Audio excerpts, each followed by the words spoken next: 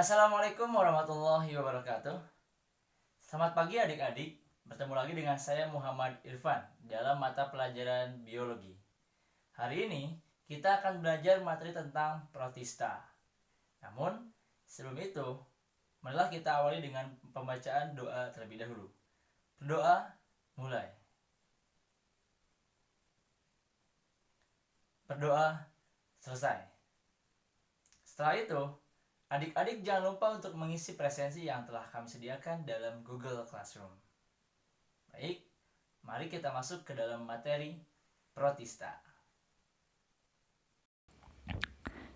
Baik, adik-adik bisa memperhatikan dan melihat beberapa gambar yang ada pada slide tersebut. Berikut ada beberapa contoh dari kingdom protista, yaitu ada protista yang mirip jamur, hewan, maupun tumbuhan. Nah, kita masuk ke dalam kompetensi dasar dan IPK terlebih dahulu. Di sini kita masuk ke dalam KD 3.6, yaitu mengelompokkan protista berdasarkan ciri-ciri umum dan mengaitkan peranannya dalam kehidupan. Kemudian menyajikan laporan hasil investigasi. Nah, untuk indikatornya di sini ada sekitar 13 indikator kognitif dan ada 3 indikator psikomotorik. Bisa dibaca mungkin oleh adik-adik dari mulai menjelaskan definisi sampai nanti di akhir itu membuat laporan tertulis mengenai protista mirip jamur, tumbuhan dan juga hewan berdasarkan literatur yang ada. Kemudian kita masuk ke dalam peta konsep terlebih dahulu. Di sini bisa dilihat dari protista itu terbagi menjadi 3 pembagian besar, yaitu ada protista mirip jamur, ada protista mirip tumbuhan, dan ada protista mirip hewan. Untuk protista mirip jamur itu terbagi menjadi 2, ada yang terbagi menjadi oomycota dan ada myxomycota. Kemudian yang protista mirip tumbuhan yaitu ada Phaeophyta, kemudian ada Rhodophyta, kemudian ada Chlorophyta, Chrysophyta, dan ada Basilaryophyta. Kemudian pada protista mirip hewan ada Sporozoa, Ciliata, Flagellata, dan Rhizopoda. Nah, selanjutnya sebelum kita masuk ke dalam ciri-ciri protista, kita harus tahu dulu apa itu protista. Nah, protista merupakan organisme eukariota yang memang berasal dari bahasa Yunani yang berarti yaitu yang paling pertama. Nah, yang paling pertama ini dinobatkan ke dalam protista karena protista dianggap sebagai eukariot pertama yang berevolusi. Protista kemudian terdiri atas organisme tingkat rendah yang pada dasarnya yaitu memiliki kesamaan struktur yang sederhana walaupun daur hidup, organisasi sel, dan pembelahan selnya itu berbeda-beda. Nah, kemudian kita lihat dari ciri-ciri umum protista. Pertama, tadi bersifat eukariot, berbeda dengan bakteri. Kemudian yang kedua ada respirasi ataupun pernapasannya itu secara aerobik, ya, ataupun membutuhkan oksigen. Ya, kemudian sebagian bersifat uniseluler. Ada beberapa yang membentuk koloni. Dan yang keempat, reproduksinya seperti biasa ada yang secara seksual dan juga ada yang secara aseksual. Kemudian sebagian protista hidup itu hidup bebas dan ada juga yang bersimbiosis dengan organisme lain ataupun bergantung kepada beberapa organisme yang ada seperti halnya lichen dan sebagainya. Yang terakhir yaitu ada kebanyakan hidup protista ini itu berada pada perairan. Kemudian kita masuk ke dalam pengelompokan protista. Di sini yang pertama kita kelompokkan berdasarkan dengan cara memperoleh makanannya. Yang pertama ada fotoautotrof dan yang kedua ada heterotrof. Nah, fotoautotrof merupakan protista yang dapat membuat senyawa organik kompleks dari molekul anorganik sederhana dengan menggunakan energi cahaya. Sesuai dengan namanya ya, yaitu foto ataupun cahaya. Misalkan yaitu pada Chlorophyta dan juga pada Phaeophyta. Nah, kemudian yang kedua ada heterotrof, yaitu merupakan protista yang tidak dapat mengubah molekul anorganik menjadi organik, sehingga memerlukan makanan organik dari lingkungannya dengan memakan organisme lain, seperti halnya ada Rhizopoda dan juga ada Oomycota. Kemudian, pengelompokan yang kedua yaitu berdasarkan dengan kemiripannya dengan kingdom yang lebih tinggi. Nah, di sini seperti yang telah disampaikan tadi dalam peta konsep ada 3, yaitu ada protista yang mirip jamur, ada protista yang mirip hewan, dan ada protista yang mirip tumbuhan. Mengapa dikatakan mirip? Karena memang beberapa spesies yang ada dalam protista itu mirip dengan kingdom-kingdom yang lebih tinggi daripada protista. Seperti hanya kemiripan dari ketiga kingdom yang ada seperti itu. Baik, kita masuk ke dalam protista mirip jamur. Yang pertama di sini. Nah, protista mirip jamur itu memang tidak dimasukkan ke dalam kingdom fungi ataupun fungi. Karena struktur dari tubuh dan cara reproduksi dari protista mirip jamur ini berbeda dengan kelompok jamur yang sesungguhnya. Nah, di sini ada contoh dari protista mirip jamur. Yang pertama ada Myxomycota, yaitu jamur lendir Plasmodia. Nah, terdapat beberapa ciri ataupun karakteristik dari jamur ini. Pertama, yaitu memiliki struktur vegetatif yang disebut dengan plasmodium, yaitu massa sitoplasma berinti banyak dan tidak dibatasi oleh dinding yang kuat.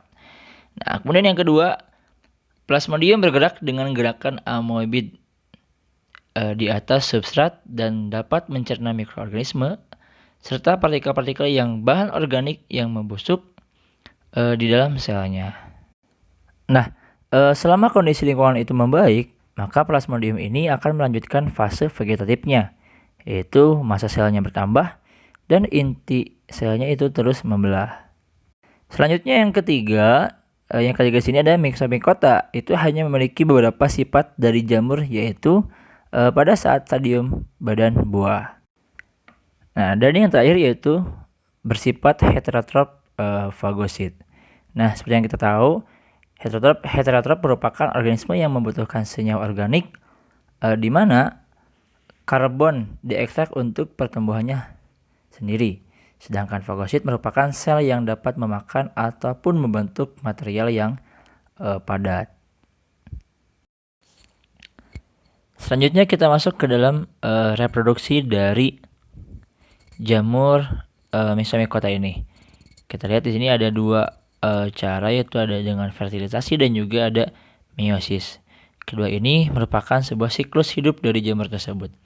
Nah, kita lihat yang paling atas ada plasmodium dewasa. Nah, plasmodium dewasa ini ketika merayap ke tempat yang kering, dia akan membentuk sporangium ataupun badan buah yang berasal dari inti plasmodium yang ada. Sehingga setelah itu dia akan melepaskan sporangium muda, dan dari sporangium muda dia akan menjadi sporangium yang matang. Sehingga setelah matang, dari sporangium ini itu akan lysis ataupun pecah. Ya, setelah pecah dia akan mengeluarkan spora-spora yang berkecambah dan akan membentuk sebuah gamet. Ya, di sini akan membentuk sebuah gamet, sehingga nanti akan ada beberapa gamet dan juga sel-sel ameboid. Sehingga setelah terjadi pemisahan tersebut, ya, yang nantinya akan ada ameboid yang berflagel 1, 2 dan sebagainya. Sehingga dari beberapa gamet tersebut dia akan bergabung menjadi satu. Sehingga setelah bergabung menjadi satu, dia akan berubah menjadi zigot. Nah, dalam zigot di sini dia akan kehilangan flagel yang tadi, gitu. Sehingga zigot ini akan berkembang menjadi plasmodium muda dan kembali menjadi plasmodium dewasa. Dan terus akan menjadi sebuah siklus kehidupan dalam ataupun bagi jamur lendir plasmodial ini. Kemudian kita masuk ke dalam protista mirip jamur yang kedua, yaitu ada Oomycota ataupun jamur air. Nah, di sini terdapat beberapa karakteristik yang dimiliki oleh jamur air. Pertama, yaitu jamur ini merupakan jamur yang uniseluler ataupun multiseluler, yang memiliki hifa dinding sel dari selulosa dan tidak mempunyai septa. Apa itu septa? Nah, septa ataupun septum ini merupakan sebuah pembatas yang memisahkan suatu rongga ataupun ruang. Nah, kemudian bersifat heterotrofik. Apa itu heterotrofik? Nah, heterotrofik ini merupakan makhluk hidup yang tidak dapat menyintesis bahan anorganik menjadi organik sehingga memang bergantung kepada makanan dari luar, seperti itu.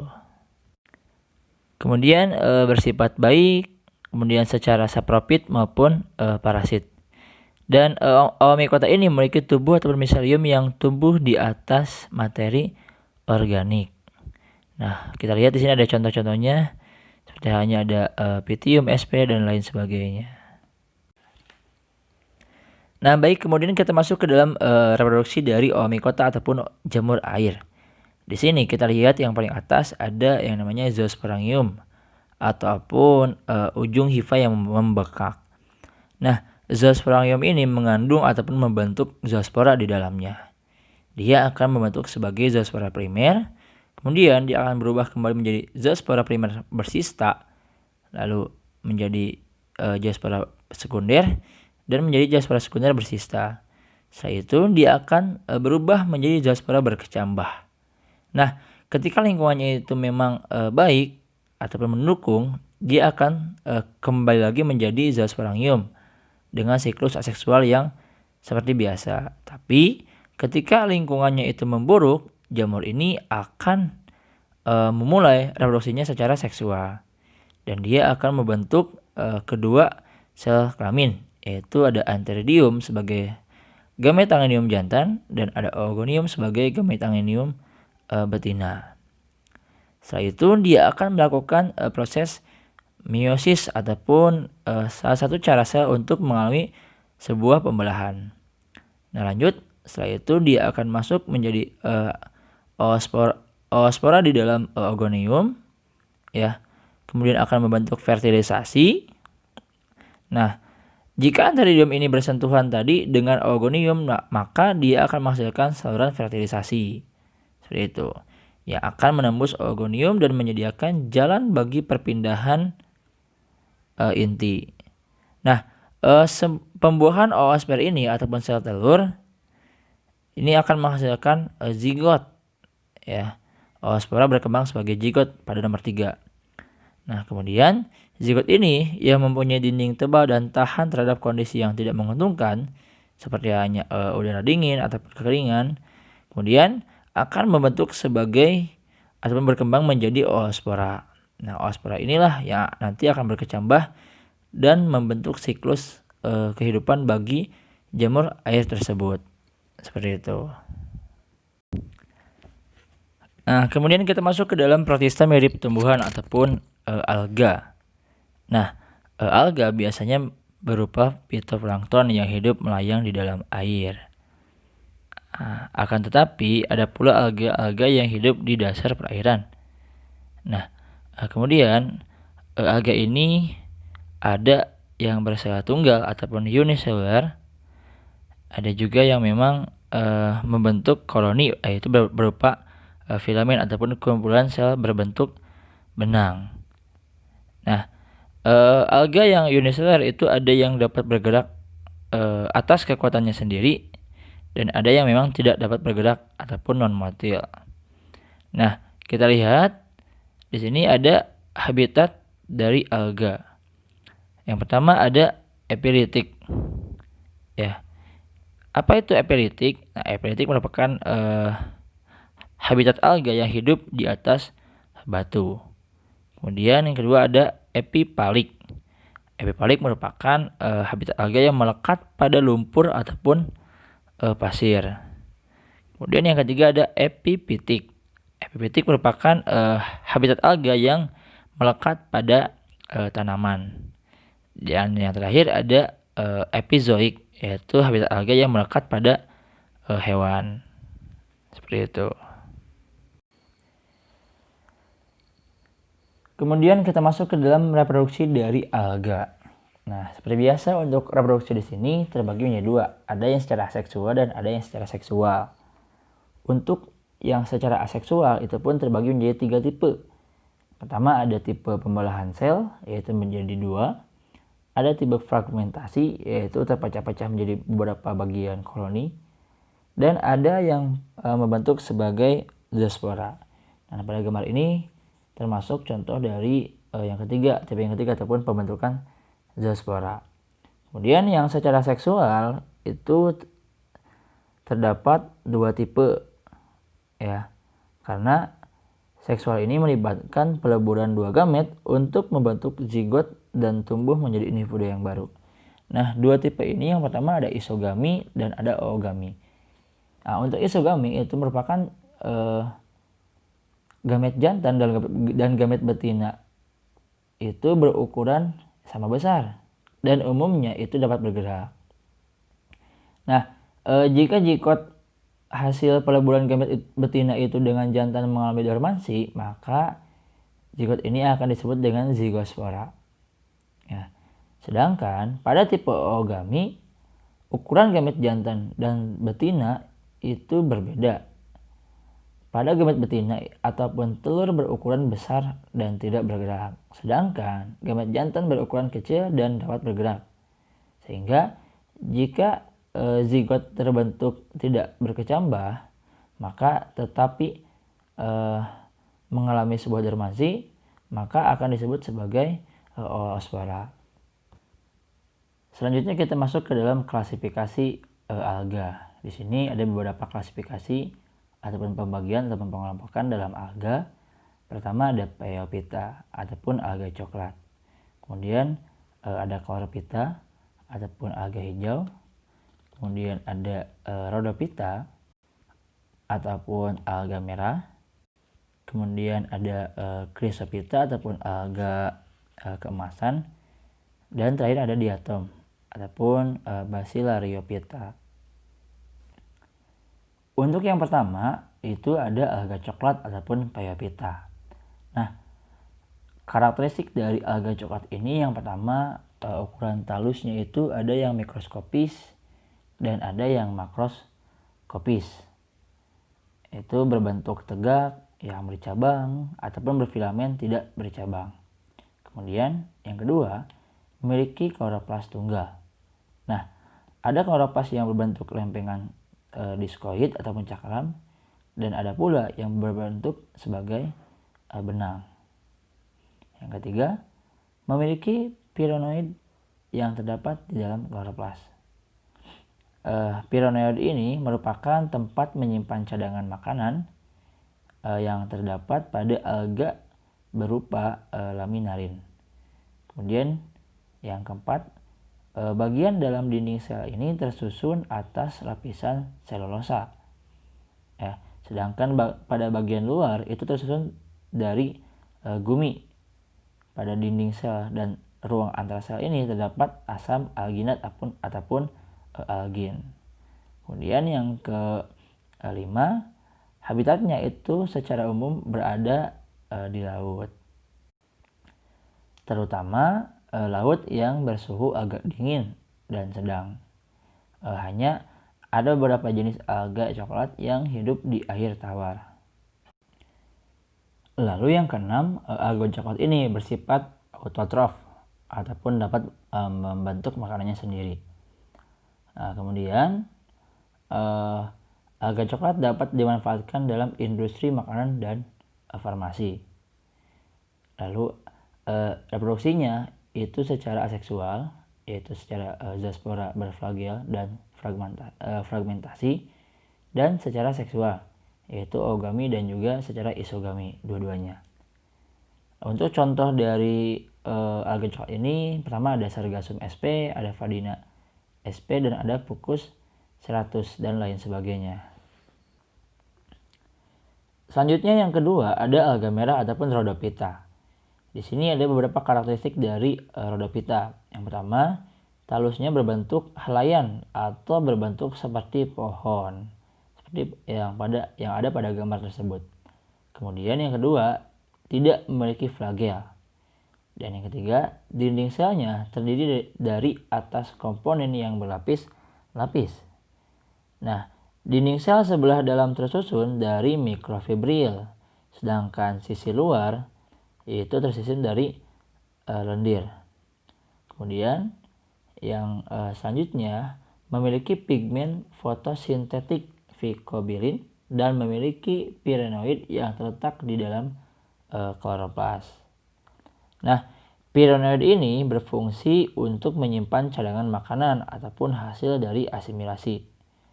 Nah, hasil asimilasinya ini adalah sejenis karbohidrat yang disimpan dalam bentuk tepung ataupun senyawa gliserin dan galaktosa. Nah, tepung fluoride di sini jika ditambah dengan iodin, maka dia akan menunjukkan sebuah warna kemerah-merahan, sehingga alga ini berbentuk ataupun berwarna merah seperti itu. Kemudian habitatnya secara umum itu terdapat di laut yang dalam. Kemudian setelah itu kedalaman ataupun habitatnya ini lebih dalam daripada tempat hidup alga coklat yang tadi. Nah, selanjutnya alga merah ini bersifat autotrof, sama halnya dengan alga coklat.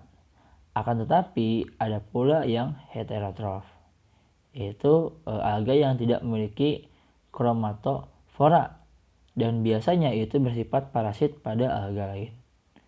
Dan selanjutnya, alga merah ini dapat bereproduksi secara aseksual dan juga secara seksual. Lalu dapat dimanfaatkan dalam industri makanan dan juga kosmetik. Seperti halnya contohnya di sini ada Gracilaria, kemudian ada Palmaria, ada Eosema dan lain sebagainya. Kita lanjut ke dalam alga yang ketiga, yaitu ada alga emas ataupun Chrysophyta. Nah, alga emas, kenapa dikatakan alga emas? Karena Chrysophyta ini diambil dari kata Yunani Chrysos yang berarti emas. Nah, kelompok alga keemasan ini memiliki keragaman komposisi pigmen, dinding sel, dan tipe flagela yang ada dalam sel tersebut. Alga keemasan ini memang mengandung klorofil A dan klorofil C, kemudian mengandung karoten dan juga xanthofil. Nah, beberapa karakteristik dari alga tersebut, diantaranya pertama, bentuk talusnya itu ada yang seperti batang ataupun seperti telapak tangan. Kemudian memiliki flagel untuk alat gerak. Dan yang ketiga, pada kloroplas alga keemasan ini jenis tertentu tidak ditemukan pirenoid yang memang merupakan tempat makanannya. Kemudian habitat alga keemasan ini adalah air tawar dan juga terdapat pada air laut serta memang ada pada tempat-tempat yang basah. Kemudian alga emas ini bersifat autotrof ataupun dapat mampu membentuk makanannya sendiri. Lalu yang keenam, reproduksinya itu terjadi secara aseksual, yaitu tipe zoospora, dan secara seksual dengan tipe auxospora. Lalu yang ketujuh, peran dari alga emas ini memang merupakan penyusun utama sebagai produsen yang ada pada lingkungan perairan laut. Dengan contoh beberapa di sini yaitu ada Sinura, kemudian ada Ochromonas dan lain sebagainya. Lalu yang selanjutnya ada alga hijau ataupun Chlorophyta. Nah, Chlorophyta beberapa karakteristik yang ada. Yang pertama, ada yang bersel satu, yaitu ada juga yang membentuk koloni. Lalu bentuk tubuhnya itu bulat, filamen, lembaran, dan ada yang menyerupai dengan tumbuhan tinggi. Kemudian yang ketiga, inti sel alga hijau ini memiliki dinding sehingga bentuknya memang tetap seperti itu. Dan yang keempat, habitat dari alga ini berada pada air tawar, air laut, dan tanah-tanah yang memang basah. Lalu bersifat autotrof. Dan alga hijau ini memang mengandung klorofil A, B, beta karoten, dan xanthofil. Juga ada yang bersimbiosis dengan jamur membentuk lumut kerak ataupun lichen. Dan yang ketujuh, peranannya itu sebagai fitoplankton dalam ekosistem dan sebagai bahan makanan. Seperti halnya contoh di sini ada Spirogyra, ada ulva, dan ada chlorella. Kemudian yang terakhir ada diatom ataupun Bacillariophyta. Nah, beberapa karakteristik yang dimiliki dari diatom ini, pertama, talusnya bersalah satu, ya, terdiri dari dua bagian. Yang pertama yang disebut sebagai wadah ataupun kotak, yaitu dengan sebutan hipoteka, dan ada sebagai tutupnya dengan sebutan epiteka. Nah, epiteka ini berukuran lebih besar daripada hipoteka. Di antara dua kotak ini dan tutupnya ini terdapat sebuah celah, dan dindingnya itu mengandung zat kersik silika seperti halnya pada nomor 2. Kemudian inti selnya itu berada pada pusat sitoplasma. Kemudian yang ketiga, habitatnya itu hidup di air tawar, air laut, dan pada daratan yang lembab sebagai plankton ataupun bentos. Nah, lalu diatom ini bersifat autotrof, ya, bersifat autotrof ataupun mampu membuat makanannya sendiri karena memiliki pigmen fotosintesis, yaitu fotosintesis A dan C, lalu karoten, lalu ada fukosantin, diatoksantin, dan ada diadinoksantin. Selanjutnya, untuk reproduksi dari diatom ini secara aseksual, yaitu dengan pembelahan epiteka dan hipoteka. Sedangkan seksualnya itu dengan cara persatuan sel sperma dan ovum. Lalu apa sih manfaatnya? Nah, manfaatnya ini sebagai bahan isolasi, ya, kemudian penyakit dinamit dan penggosok. Contohnya ada pada Actinastrum, Desmidium, dan ada pada Bacteriastum. Sekian materi yang dapat kami sampaikan. Itu saja.